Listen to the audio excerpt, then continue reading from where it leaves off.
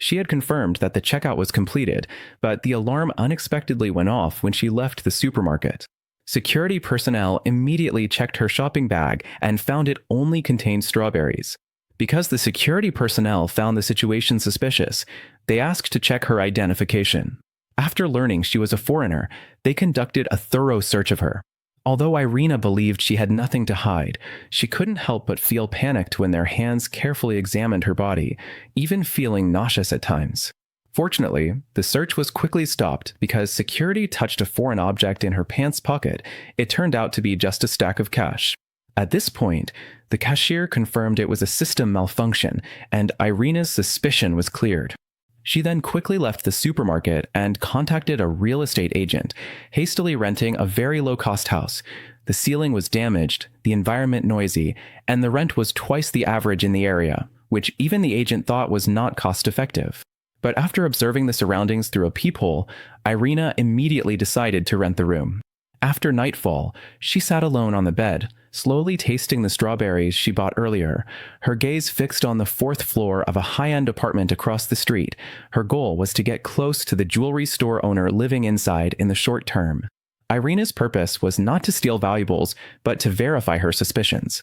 She patiently waited for the right moment until the next morning when Gina, the babysitter of the jewelry store, went out to throw the trash. Irina then took both bags of trash back to her residence. However, while rummaging through the trash with her bare hands for useful information, the wooden board overhead suddenly cracked, and a large amount of cash fell, all her savings, as well as illicit gains obtained unlawfully. Irina thought hiding the money in the ceiling was foolproof, but now she had to find another way to dispose of this large sum. An idea struck her, and she went to the bank to open a personal account, planning to deposit the money in installments later. But before that, she needed a legitimate source of income to avoid suspicion. Coincidentally, needing to approach the jewelry store owner, Irina went to the high-end apartment to ask the butler if he needed a maid. Initially, the butler was suspicious because she was a foreigner and was reluctant to hire her.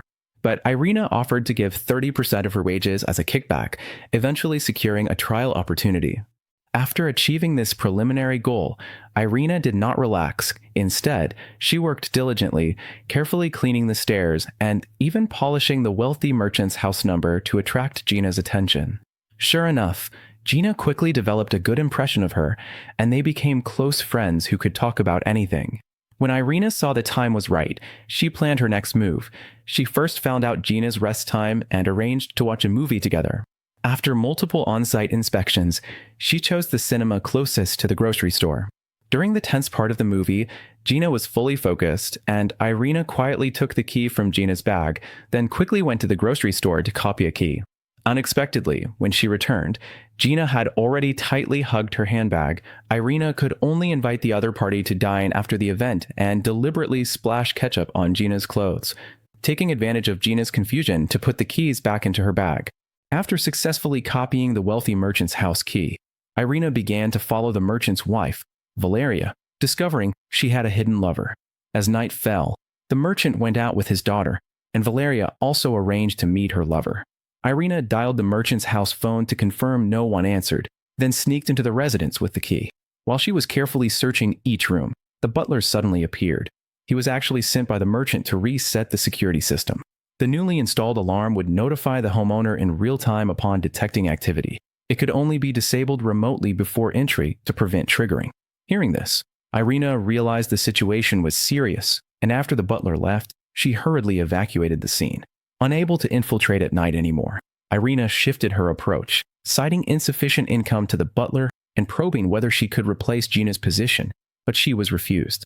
However, she did not give up hope, especially after learning that the merchant's daughter, T, suffered from a rare disease, with a weak constitution and vulnerability to bullying. She had previously been controlled by an illegal organization along with other unfortunate women, forced into prostitution. During the day, soliciting customers on the streets. At night, satisfying Muffa's perverted fetishes. Any disobedience or attempt to escape would result in brutal beating and abuse. To maximize their value, Muffa also forced them to become surrogates. If chosen by a client, they had to serve until pregnant and gave birth to the client's offspring. Irina endured this hellish environment for 12 years, during which she bore 8 children. She thought her life would forever remain numb and endless until one day she met a gentle and kind man. He saw her soliciting customers under the scorching sun, but instead of contempt, he offered her sweet, refreshing strawberries. Since then, strawberries became the only comfort in Irina's dark life. The two gradually fell in love, and Irina finally became pregnant with her own child. However, just as they planned to run away together, their plans were exposed and discovered by Muffa. To punish Irina's betrayal, Muffa cruelly murdered her lover and threw the body into a trash heap. Her lover's tragic death plunged Irina into deeper despair, but for the sake of her unborn child, her lover's only bloodline left in the world, she decided to live bravely. Soon, the child was born, a lovely baby girl. But Irina only had time to look at her once before Muffa sold the baby to others. Initially, Muffa was optimistic, thinking that by destroying all hope in Irina, she would give up and continue to serve as a money-making tool. However, he underestimated a mother's love for her daughter. To find her child, Irina pretended to be obedient outwardly, but secretly kept asking the midwife who delivered her, where exactly was the child sold? This question persisted for 3 whole years. Finally, the midwife, overwhelmed, revealed the buyer's address and surname to Irina. It was the wealthy family she now intended to approach. To escape the organization and verify the truth, Irina got Muffa drunk, stabbed him in the abdomen with scissors, and stole all his cash, then went to this Italian town based on the address she obtained. It can be said that Irina's progress was entirely a matter of risking her life, so no matter what, she could not give up. Coincidentally, Irina knew that Gina was not used to taking the elevator, so she deliberately created an encounter on the stairs, intentionally tripping Gina, causing her to become a vegetable. Thus, Irina gained the opportunity to apply for the next nanny position. Since Irina had already learned the dietary preferences of the wealthy family by rummaging through their trash, she successfully got the job and quickly gained the trust of the lady of the house, Valeria. However, the little girl T, who had chestnut-colored curly hair like her and was suspected to be her daughter, was full of hostility towards her. It turned out that when they first met, Irina deliberately injured T with the door to verify Gina's story, causing T to bleed from her nose. Although Irina claimed it was an accident, and even Valeria believed her, T, who felt malicious intent, no longer liked Irina at all. However, Irina did not feel the slightest panic because she knew that children are simple-minded and easy to soothe. Sure enough, Irina successfully defused T's suspicion with just a toy castle. Afterward, their relationship grew closer, and Irina was granted permission to stay alone with T at home, which conveniently created an opportunity for her to find evidence. One day, after putting T to sleep, Irina carefully searched every room, but found no photos related to Valeria's pregnancy or childbirth. She suddenly remembered Valeria's figure from not long ago, which did not resemble someone who had given birth, and became more suspicious that T was adopted, though she still lacked concrete evidence. Fortunately, she accidentally glimpsed Valeria's safe and its password, and found an adoption certificate inside. Since the birth date and age on the document matched her missing daughter, Irina was now fully convinced that T was her own flesh and blood. However, she had no intention of taking her daughter away, because the wealthy family could provide a brighter future for the child. For Irina, as long as she could stay by T's side and watch her grow, she was already satisfied. But the next day, when she picked T up from school, she found her daughter not only crying loudly, but also with several new scars on her face. It turned out T had been bullied again and had no resistance. This scene broke Irina's heart and also awakened memories of her own cowardice. Irina would never allow her daughter to follow in her footsteps again, after returning home. Irina unhesitatingly tied T's hands and feet, disregarding T's struggles, repeatedly pushing her down and helping her up. At first, T thought it was just a game, always laughing, but as her strength gradually waned, she finally couldn't help but lose her temper. Seeing the young child lying weakly on the bed, Irina kindly untied her. Unexpectedly, in the next second, a series of heavy slaps greeted her face. Yet Irina did not get angry but smiled because the true intention of this pushing down game was to force T to learn to resist. After understanding Irina's good intentions, T no longer held resentment in her heart, and even when her mother asked about the marks on her arm, she proactively covered for her. However, just as everything was beginning to improve, Irina's residence was thoroughly searched. Luckily, she had already transferred her money, so no major loss occurred, but she was momentarily unsure whether this was just an ordinary theft or if she had already been targeted. Fortunately, everything remained calm in the following days. Her time with T also increased. They dined together, slept together, went to the amusement park together, and took many photos. Unexpectedly, on Christmas Day, an incident suddenly occurred. Two men dressed as Santa Claus attacked Irina as she was returning home alone, and after grabbing her belongings, they fled. Since she roughly guessed the identity of the attackers, Irina did not call the police nor return to her residence, but chose to seek help from the apartment manager. However, seeing her face full of injuries, the manager suspected she was involved in some dispute and was unwilling to get involved to avoid trouble. Irina calmly stated that if the manager did not allow her to stay temporarily, she would expose the manager's theft of gold powder. It turned out that Valeria, the lady of the wealthy merchant's household, was a jeweler working at home, often making gold jewelry. Although the manager dared not steal finished gold items, he occasionally used his position to secretly hide some residual gold powder. The reason Irina knew about this was because when she first infiltrated Valeria's house, she happened to witness this scene.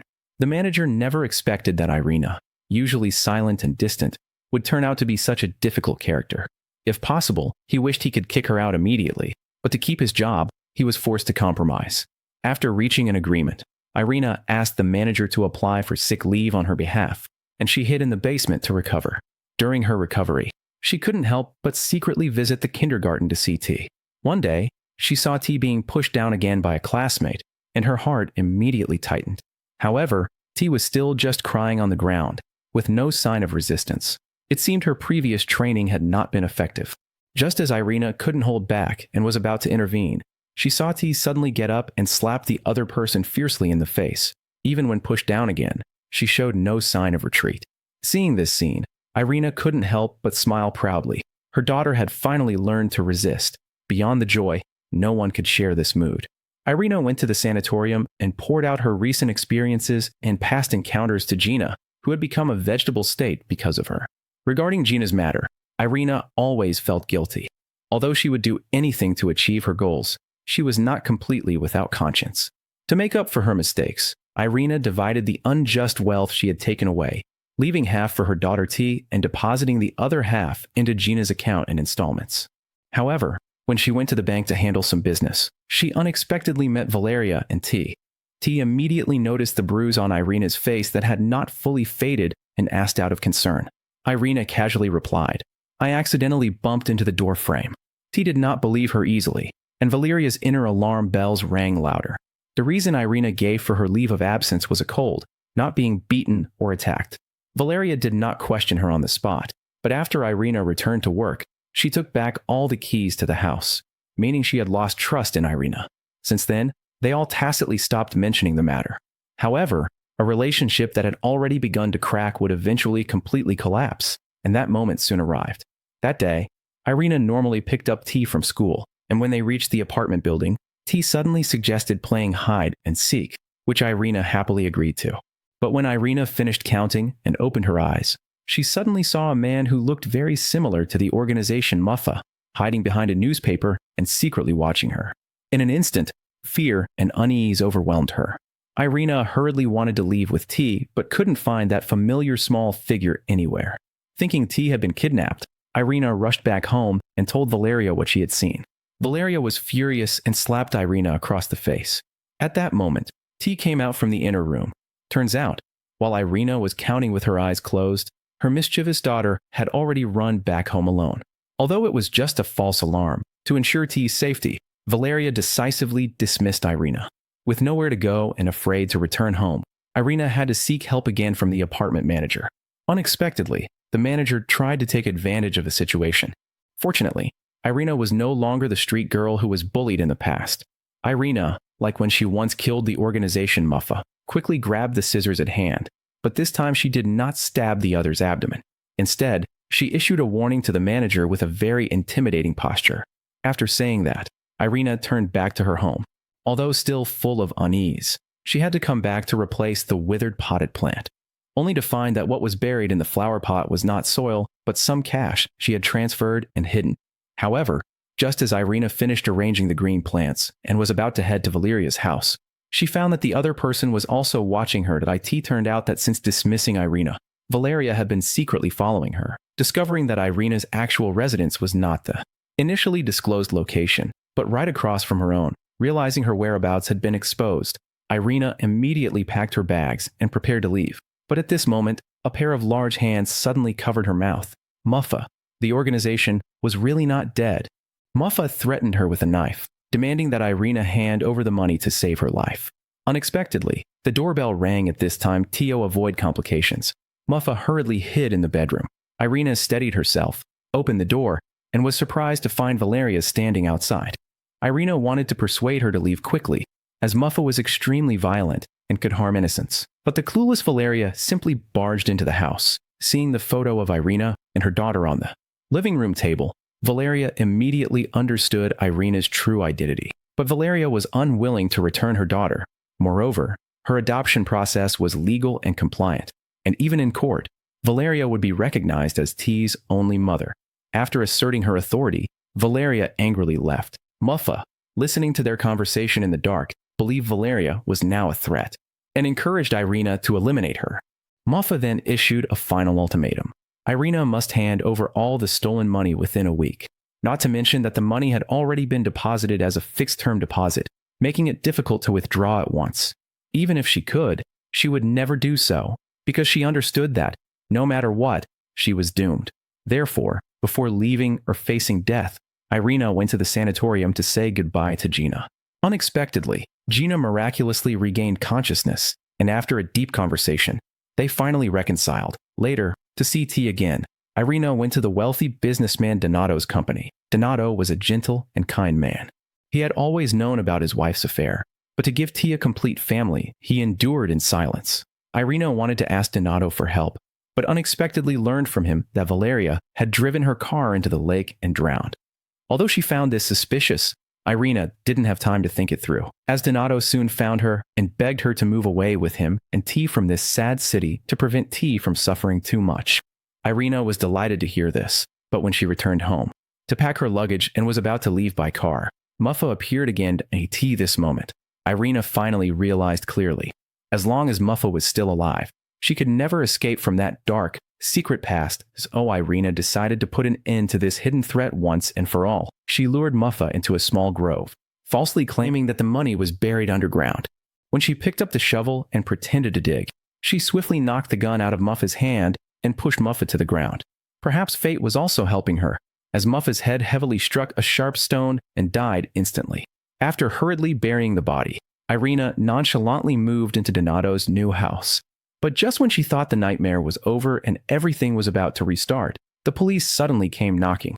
Turning out they found one of Irina's red high heels and her driver's license in Valeria's car, and detected that the vehicle's brake had been tampered with, leading to high suspicion that Valeria's death was not an accident, but a murder deliberately committed by Irina. Although Irina was not the real murderer of Valeria, she was still panic-stricken upon hearing this news. She firmly believed the culprit was Muffa. The reason was that, besides Valeria, only Muffa had entered Irina's residence and had the opportunity to steal her high heel and documents. Muffa's motive was to frame her for the crime. However, the tricky part was that Irina had personally killed Muffa. Faced with the possibility of being charged with murder regardless of the circumstances, Irina, after careful consideration, decided to tell the whole truth.